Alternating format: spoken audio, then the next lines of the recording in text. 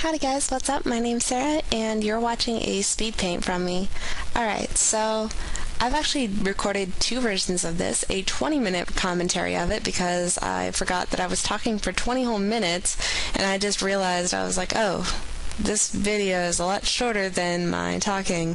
It's because I changed the video type afterward and now you guys have a 10-minute one, which is much more reasonable to watch. So yeah, you're welcome. I don't have the attention span to watch a 20-minute video on drawing, so I don't think you guys do either. Unless you guys want drawing podcasts, do you want that? I can do that. I can do that for you guys. Do you want that?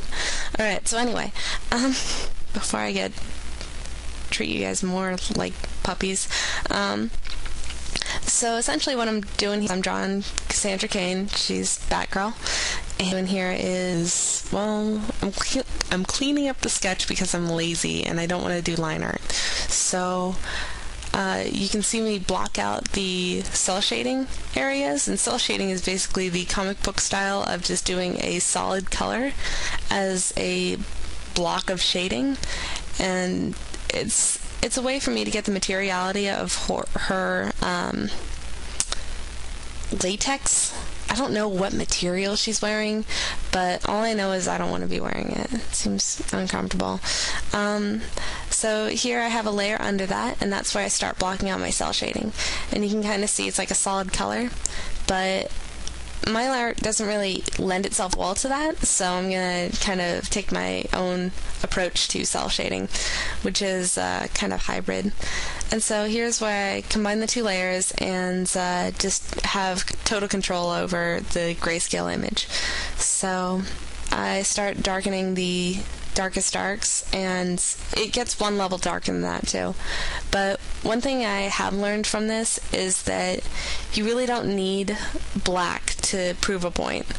Like, that gray looks pretty dark already, and the black is used as line art to detail it past what the eye would consider, well, when you put it against the white background, what the eye would consider a black already.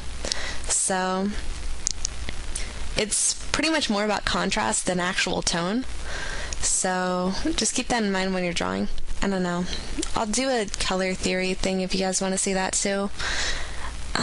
So here we see her get her hair kind of dyed essentially in this layer. Originally I wanted to have it just so I filled it in and then colored on the bottom layer, but I decided I'd just save some time and color it all dark gray, which is not black, and you'll see later that I actually have to use black to, I guess, shade it, show where the strands of hair are, versus what's just, you know, color. It's interesting. You'll understand when you have to draw hair. It's an odd thing. Here's why I put in the normal layer under the multiply layer. And essentially multiply, if you haven't heard, I always use multiply. Sorry, I'm cheating, I know. So essentially what it is everything that's white is translucent and everything that's black is opaque. So that means that you can make a translucent image out of a black and white one. Here's why I do reconstructive surgery on her face. Essentially, this is probably the best face to do it in because I haven't really committed to anything. And when I say committed, I mean like if two layers are merged, they no longer have the same flexibility that they used to. So as you see, the coloring's on a separate layer, so that means if I change the shading in her face, the coloring will just shine through it and not be affected by it later, which is really nice. So you see me try to get the piping around the emblem on her chest. I actually messed it up in the sketching phase, whoops, but I fixed it, don't worry, it's all better now. So essentially what I want to do now is just keep making the darks even blacker, and what you see me do there is add a gradient effect. So the further the subject is away from the focus, the darker it gets. So in this case, the further her feet are away from her head, the darker they get. And that's kind of just like an artist trick. Like, you don't want to you don't want to overexpose people to a image too fast, because it overwhelms them and it doesn't make them really think about it. What you want to do is kind of like have one thing you want to focus on and then kind of ease the other stuff in so they know where to focus. It's not overwhelming, and you can utilize directional lines. I can talk about that later too, but I'm no artist, so you might have to Google something else about that one. Sorry. Can't help it. I'm in architecture. What do you want? What do you want? So here's me just shading. I'm trying to, essentially with the latex, I think I need to accentuate that there are certain areas that are smoother, and there are also areas of high contrast, so that's where you get the light gray hitting the dark black, and then you see like parts on her arm which are just like parallel to her arm like that. That part's really smooth regardless of what texture you put on it, so it's gonna be smooth regardless. So that's kind of why I have that soft feel to it. Note that I'm still not using a soft brush. My brush over there has been and will always be just the hard brush that's tapered, and also opacity is tapering off the edges.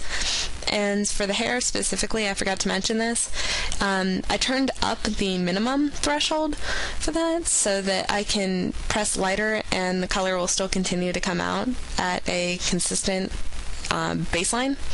So that's really exciting. That's something I added in CS5 that didn't used to happen.